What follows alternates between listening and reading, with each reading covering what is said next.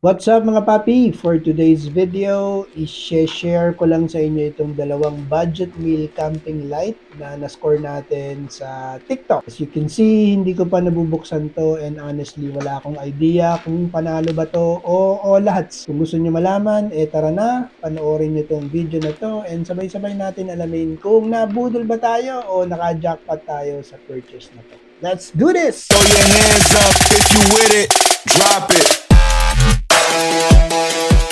Okay, so unahin na natin itong 208 pesos na long endurance camping light mga papi. Right off the bat, medyo hindi na maganda ang condition ng packaging niya kasi nagka-UP-UP yung sides ng carton. Sana lang hindi na damage yung camping light sa loob, no? But let's see. So ito nga, we have our USB Type-C charging cable. Then let's check out this budget meal camping light out. So yung expectation ko is naka-align lang kung magkano yung camping light na to. We are not expecting to see something that is premium in terms of quality dahil nga budget meal lang tong ilaw na to. So ito yung camping light.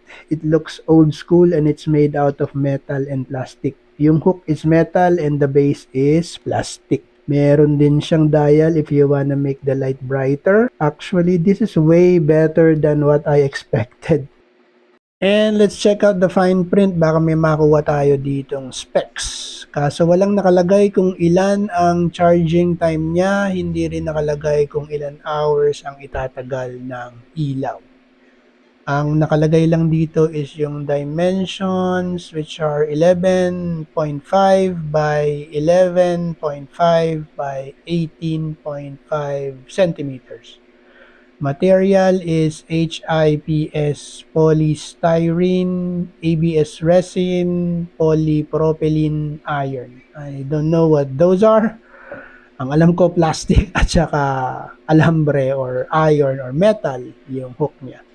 So next is i-test natin kung gaano kalakas by turning the camp light sa madilim. So ayan, hindi siya gaano kalakas but hopefully lalakas pa yan once it's fully charged. Hindi kasi naka-charge eh. And then i-check naman natin yung battery niya by unscrewing the base.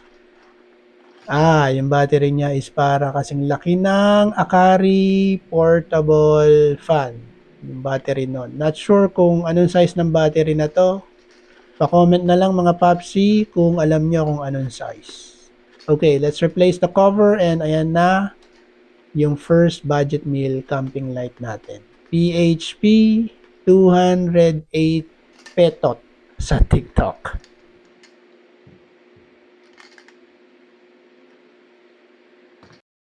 Okay, docs, for our next budget meal camping light item, it's the Vivix portable camping light bulb. Ang pagkakatanda ko, bumili ako ng dalawa nito. This is 56 pesos ang isa. Sa TikTok pa rin. So buksan natin and let's see kung gaano kaganda itong camping light bulb na to. So again, the expectation is aligned with how much this camping light is. So right off the bat, okay, usual bulb na may hook na metal, plastic din yung base, and hindi glass yung bulb niya, kundi plastic rin. So yan, gumagana naman siya. And kung gusto mong lumakas ang ilaw nito, i-click mo lang siya. First click, yung una niyang brightness, second click, mas brighter, and then third click, brightest. Meron rin siyang USB Type-C cable na kasama. So, i-check natin yung isa. So, syempre, pareho lang yan. Metal hook, plastic base, plastic na cover ng bulb. Meron rin siyang USB cable Type-C. Now, i-test natin kung gumagana. Okay, mukhang wala naman siyang damage. So, i-test lang natin pareho by turning off the light para mas makita natin kung gaano kaliwanag tong budget meal camping bulb na to. Okay, so yung huli natin binuksan ayaw mag-turn on. Mukhang sira yata ito Mukhang nabudol tayo. Let's see the other one kung magta-turn on. Yun! So, nag-turn on yung una pero yung pangalawa hindi. Pero let's see, baka hindi lang siya naka-charge.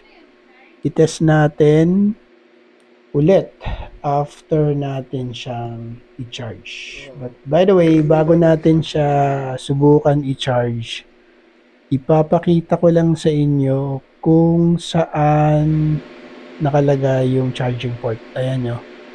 Simple lang naman yan, di yan rocket science. On and off switch.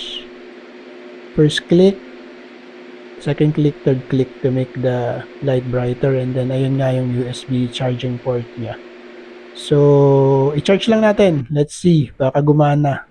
Baka sakali tayo. Baka hindi naman tayo nabudol. So, i-charge lang natin for a while and let's see later on kung gagana siya. Ayaw pa rin eh. So, let's wait for a couple of minutes more. Let's see kung magcha-charge and magta-turn off siya. Okay? Let's see. Okay, so it's been 10 minutes. Check natin. Yung unang binili natin, ayan, umiilaw pa rin siya. And the next one na binili natin, ayun, umiilaw na siya pero sobrang hina. So I guess we need to do more charging para dito sa number 2 light bulb na binili natin. And hopefully after charging it, mas maliwanag na siya. Diba? So that's it. That's our Budol find for today. We have 2 budget meal camping lights. Titignan ko tong fine print nung camping bulb na binili natin. Sabi rito for 2 to 4 hours charging. Wala rin nakalagay kung gaano kahaba ang life ng ilaw na to. So nothing, no specs at all. So, yun lang. But anyway, so I hope you find this video helpful kung nagbabala kayong bumili ng mga budget meal camping light. Feeling ko okay na to. 56 pesos, pwede. Di ba? Hindi ko lang alam kung gaano to tatagal. And the other one, yung 208 pesos, pwede na rin kasi murang-mura compared to the usual camping lights na nakikita natin sa Ace na tag po 400, tag 600, 800, meron pang 1,000. But anyway, that's our video for today. Thanks for watching. Please subscribe. Till the next Budol. Peace!